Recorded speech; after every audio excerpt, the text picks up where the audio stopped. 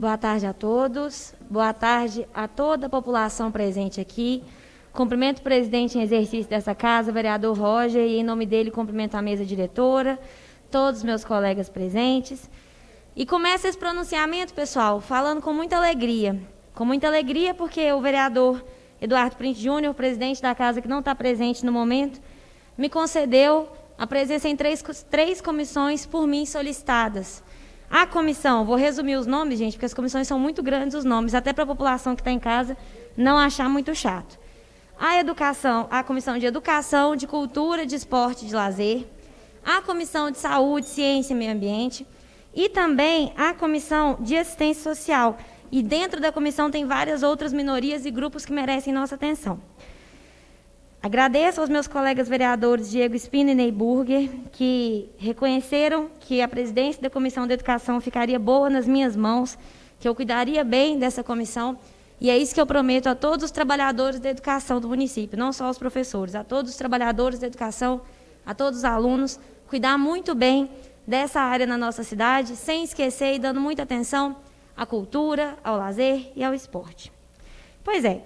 Então, vamos falar um pouquinho sobre como que foi minha atuação nos últimos dias nessas áreas que são prioritárias do mandato, né?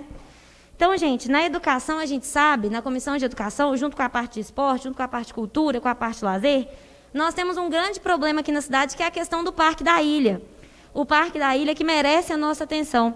Então, na reunião citada pelo vereador Josafá, que não se encontra presente no momento, o ex-deputado Fabiano Tolentino, na ocasião, entregou oficialmente ao prefeito Gleidson uma emenda de 1 milhão que será usada no esporte, no lazer.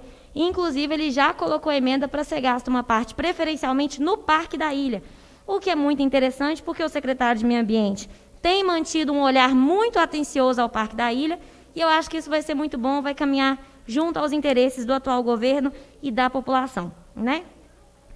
Além disso, gente, quando a gente está falando dessa comissão, a gente tem que falar da educação, que é, sim, uma das pastas prioritárias do município. Então, eu tive uma reunião com a nossa secretária de Educação, Andréia, tive uma reunião também com o pessoal do Sintende, que é o Sindicato dos Trabalhadores de Educação Municipal. Foram reuniões muito proveitosas, para que a gente consiga entender qual que é o melhor momento para voltar às aulas presencial, para voltar às aulas híbridas, porque a rede privada já voltou, de forma híbrida, com redução de turma, com várias adaptações, mas já voltou. Só que a gente não pode colocar a saúde de ninguém em risco. E as condições da rede privada são diferentes das condições da rede pública. Na rede privada, há uma questão orçamentária que possibilita que as adaptações sejam feitas com muito mais facilidade, senhor presidente. Então, a gente precisa garantir que a rede pública tenha a melhoria de janelas, porque todas as escolas que eu vou, tem uma janela que não abre, tem sala que não tem nenhum tipo de ventilação, sala faltando sabonete, sala faltando papel para secar a mão. Como é que o professor vai fazer? Como é que as crianças vão fazer? Então, não tem como. A gente tem que garantir um reforço para o caixa escolar que banque tudo isso.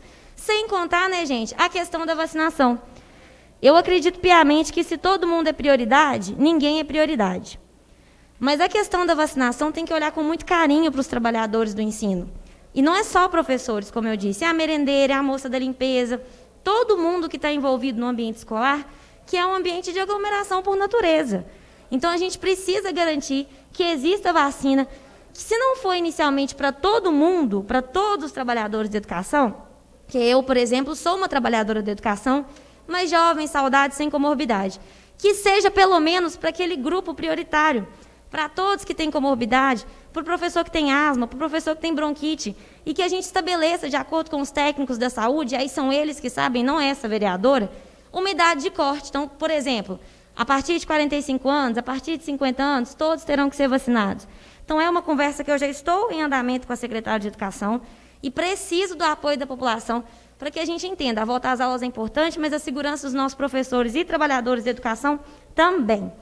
Além disso, achei muito feliz que na semana passada, no pronunciamento de altíssimo nível, meu colega Ney Burger falou sobre a Escola Municipal Professor Paulo Freire e sobre o problema que são as questões dos projetos aqui na cidade.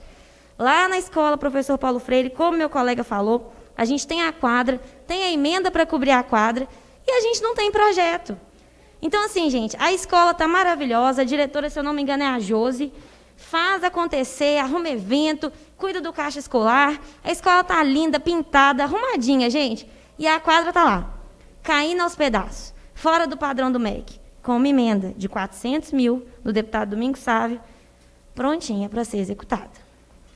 Se eu não me engano, desde 2015. Então, a gente precisa fazer esse projeto. E é por isso que eu concordo plenamente com a secretária de Educação, Andréia, quando ela falou, gente, sobre a necessidade de ter um engenheiro específico para a educação no município.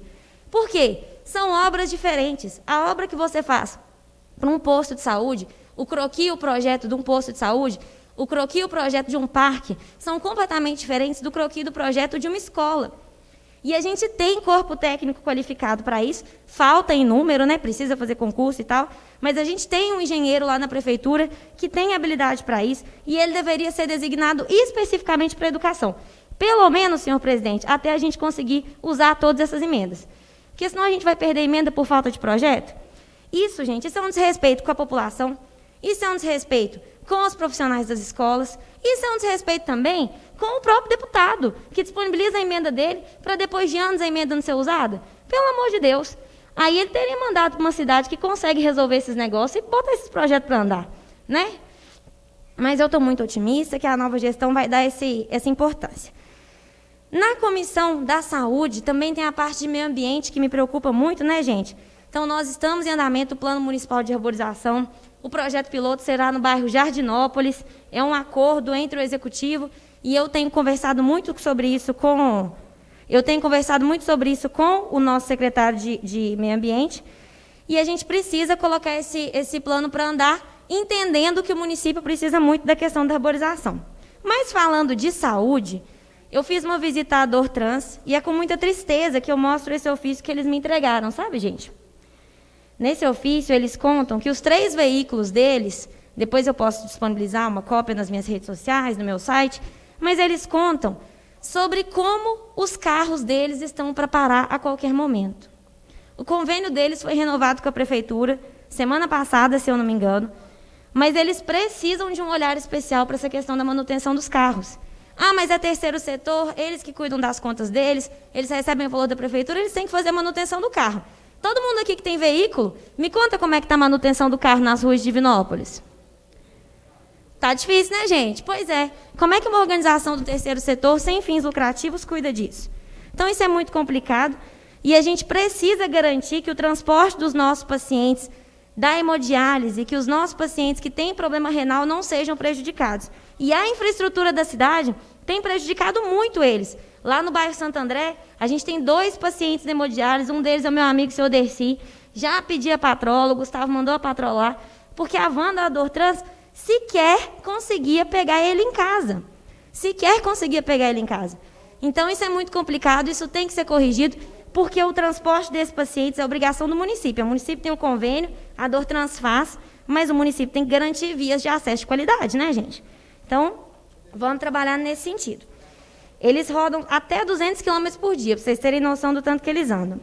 E na parte da Comissão de Assistência Social, que eu estou acompanhada pela minha amiga vereadora Ana Paula, pelo meu caro colega vereador Ademir, a gente tem, eu acho que um destaque do que o mandato fez essa semana foi o Elas na Câmara, que foi o meu projeto, que se você, mulher, ainda não se inscreveu, se inscreva.